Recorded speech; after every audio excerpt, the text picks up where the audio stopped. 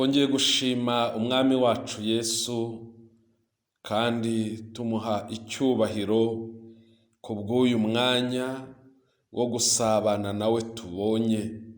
Izina rye nirishyirwe hejuru. Muri kumwe na Pastor Jean Jacques muri aka kanya. Ndagira ngo dufatanye gusoma ijambo ry'Imana riri mu gitabo cy'umuhanuzi Yona igice cya 4 umurongo wa 1 kugera ku wa 3. Reka dusome. Ariko ibyo bibabaza Yona cyane, ararakara asenga Uwiteka ati, Uwiteka, sicyo navugaga nkiri iwacu?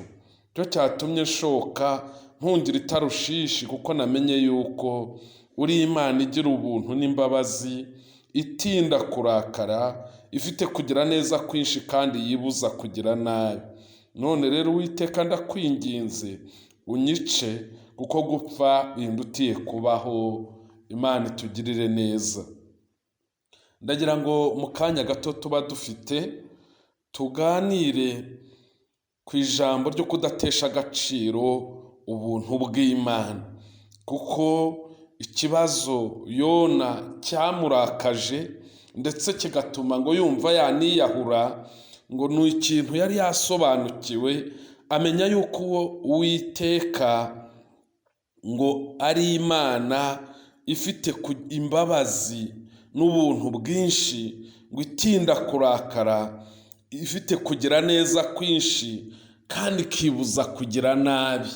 Mu by'ukuri ibintu Yona byamurakaje, ubundi niyo mahirwe yonyine dufite imbere y'Imana, kuko Imana yera, Imana ikiranuka, Imana itagira ikikennye, Imana iri mu ijuru ryayo ryera, ubundi ntaho yagombye kubihurira n'umuntu nkawe cyangwa nkanjye.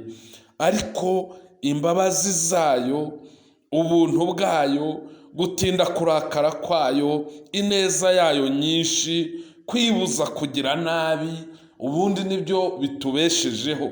Ariko Yona ngo nicyo cyari ikigeragezo kuri we, ngo kubera ko igiriye izo mbabazi, igiriye iyo neza bari batuye Nineve, abantu atakundaga, abantu atiyumvagamo. Ngo icyo rero cyababaje Yona, kimutera no kumva yakwiyahura. Yona rero yari afite imiterere igoye, ariko ashobora kuba anasangiye n'abandi benshi. Ari nayo mpamvu nawe ukwiye kwigenzura ukareba niba utarimo urwanya ubuntu bw'Imana bitewe n'imiterere nk'iyi ya Yona.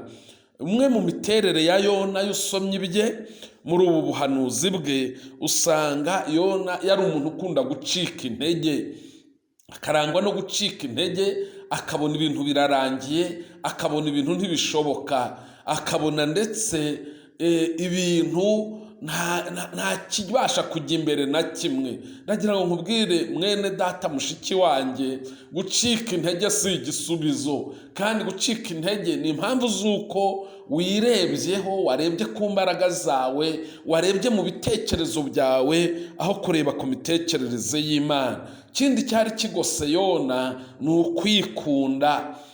We ntiyarebaga abandi, yibonaga wenyine, ndetse akumva ari we wenyine wakagiriwe neza, ari we wenyine wakisangije n'imbabazi n'imiterere y'Imana. Ikindi, Yona yarangwaga no kwirwanirira ibintu, yumvaga ibyo adashoboye mu mbaraga ze bisa n'ibitabaho. Ikindi cyari kigose Yona ni ubwibone n'inzika. Ibyo bintu, ubwibone n'inzika, nabyo byari bigose umutima wa Yona, bigatuma ubuntu bw'Imana butagira icyo bumariye Yona, ahubwo abubona nk'ububangamyi. N'igihe Yona yageraga i Nineve, yakomeje guhunga Imana mu mutima, nubwo yagiyeyo mu buryo bw'umubiri, murabizi, biciye mu rufi, ariko mu mutima we yari akiri kure y'Imana, kuko umugambi wo kubabarira abaturage b'i Nineve Imana yari ifite, Yona we yawurwanyaga. Kuba rero adafite imitekerereze n'imyumvire y'Imana byamuteraga no guhunga Imana mu mutima we.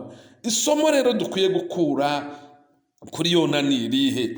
Iyi somo dukwiye gukwigira kuri Yona n'iyi miterere ye ni ukumenya ko Imana idukunda birenze, ariko ko uko idukunda twebwe ari nako ikunda n'abariya bagenzi bacu dushobora kuba tutifuriza ibyiza. Ikindi ni uko Imana izagera ku mugambi wayo ititaye kuba wowe cyangwa se n'abandi bakozi bayo batabishaka. Byanze bikunze umugambi w'Uwiteka uzasohora. Ikindi Imana igerageza kwihangana kw'abantu bayo ndetse n'uko abakozi bayo n'uko abakijijwe. Imana igerageza kwihangana kwa buri wese.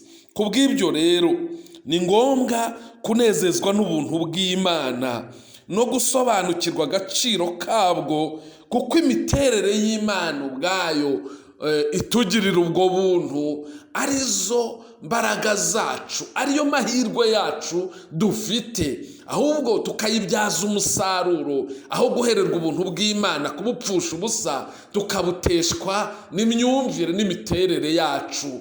Imana igufashe, Imana igusure mushiki wanjye, mwene data, wikebuke wirebe utagwa mu mutego nk'uwa Yona ngo ubabazwe n'uko Imana igira ineza nyinshi, ikagira ubuntu, ikagira imbabazi, igatinda no kurakara. Kandi nyamara ibyo wari ubikeneye mu buzima bwawe bwa buri munsi. Nta rwego uzageraho rwatuma udakenera izi ndangagaciro z'Imana mu buzima bwawe.